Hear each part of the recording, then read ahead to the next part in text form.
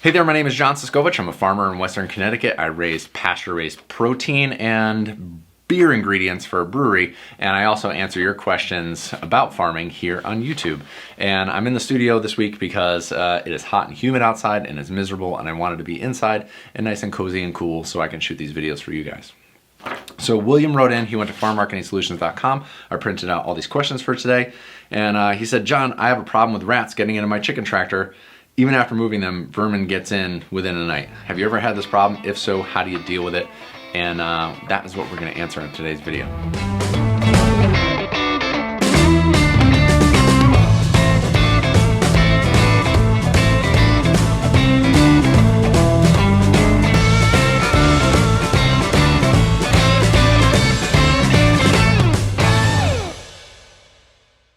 So I will admit, William, that this is for pasture poultry. This is a new one by me. Rats in the brooder is something that you can plan for. You have a more stationary brooder setup, unless you're talking about pasture brooding, which we're gonna talk about in like video number 4 or 5 of this week.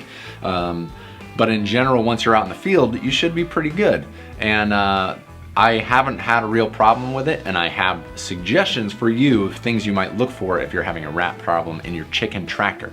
Now this is different than a egg-laying chicken coop where you have a coop and there's eggs and there's nest boxes and it's a little bit different structurally. We're talking about pasture-raised broilers where there's a feeder in the water, a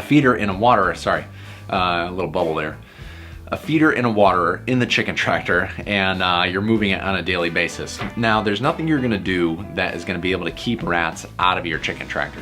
Even if you put a real tight mesh along the outside and you put a little skirt on the bottom, they're gonna find a way to get into that. Rats will get into anything that they want to get into. Now, you have to think in a rat's mind, get down on the ground, what do they see, what is enticing them to get into your chicken tractor? And that's usually your chicken feed. This time of year, for me, it's the summer right now and everything is green and lush. There's plenty to eat for everybody outside and the sunshine is growing all of it. But as those days get shorter and it gets a little bit colder outside, they're gonna be looking for that free energy source, and that is your chicken feed, pig feed, any feed that you're gonna feed animals becomes a rat target. I've dealt with a lot of rats in the past, and I just have a bunch of experience trying to battle this nuisance. Because your question was specifically about chicken tractors, I will tell you what I think may be going on and why I feel like I haven't had this problem before. So feed is the biggest culprit. Water can be kind of everywhere, especially on my property. Feed falling on the ground out of your feeder, or if your feeders are on the ground, that's gonna be your bigger issue. Now with the chicken tractors, I have my feeders suspended up in the air, so there's no way for a rat to get up in them. And as the birds get bigger, those feeders climb, so it's always about shoulder level. The top of the feeder is shoulder level if I'm a chicken. Shoulder level with the bird, because their necks come up and then they scoop their neck down and eat the feed. You know, this is me poorly miming a chicken. If that feeder is too low and it's touching the ground or it's dragging, a rat will be able to climb up inside of it. If it is too high, the birds can't feed it, so there is that perfect marriage there. The other thing I do is that I use Schedule 40 4-inch PVC pipe to put my feeder, to make my feeders out of. And what happens with that is when I cut a groove in it, it makes a little bit of a lip. And so when they're eating inside the feeder and they're moving their head from side to side to find the exact granule that they want, they might be knocking feed off onto the ground, and that wastes feed. With that little lip on my feeders, it doesn't fall out as much and I have much less wasted feed, especially if you can keep the birds out of the feeder and just standing next to it and eating into it. They'll waste less and there'll be less on the ground, which will be less bait for a rat. Now, if you have a different type of feeder, I would get like a bell feeder with a little separation so they can't knock around too much with their heads. Another thing you can do is when you're feeding out, if you have a type of either the trough feeder type that I use or a bell feeder, is when you're watering the birds, sprinkle a little water on the feed. It will get wet, the birds will eat it that day, but it won't make it so dry. And with it wet, it'll clump together a little bit more and the birds won't spill as much on the ground. It also makes it a little bit easier for them to digest. Think about you just eating powder and then think about you eating oatmeal. It's easier to eat oatmeal than it is to eat raw oats.